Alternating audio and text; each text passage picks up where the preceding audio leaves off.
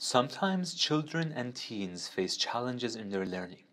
When these difficulties persist despite supports, school psychologists like myself are asked to examine whether the root of the learning difficulties is due to a learning disability.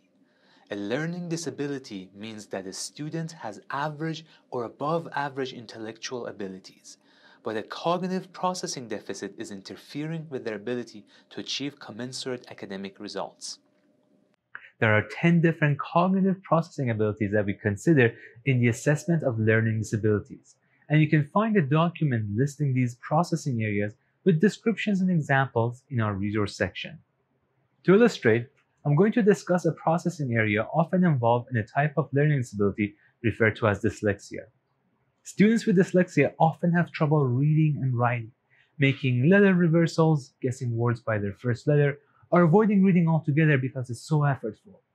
So when I do an assessment of a student who has average or above average thinking abilities and who is showing these challenges on their academic testing, I'll examine their phonological processing.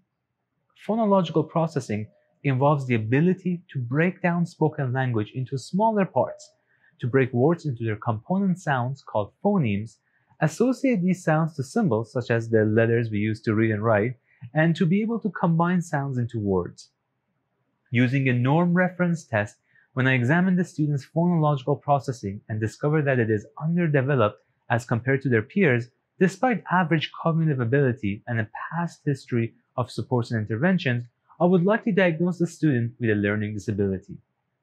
The purpose of an assessment is to shed light on why a student struggles.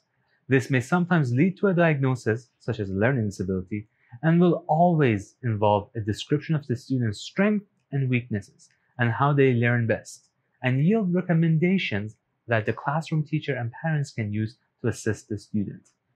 These recommendations are then used to update the student's individual education plan with different teaching accommodations and strategies, for example, extra time on tests, chunking of instructions, scribing, and if appropriate, the use of technology, such as being provided with a laptop with text-to-speech and speech-to-text software. A typical assessment is done over a 2-day period with 3 to 4 hours of testing per day. Of course, that could be modified depending on the needs of the individual.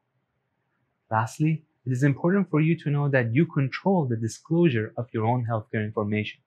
It is up to the parents or the individual, in the case of college and university students, to disclose the results of the assessment to their institution. I hope you now have a better sense of what a psychoeducational assessment entails. You can also look at the reader section to dig deeper, and as always, feel free to schedule a consult with our clinic and we will be happy to answer your questions and provide recommendations for next steps.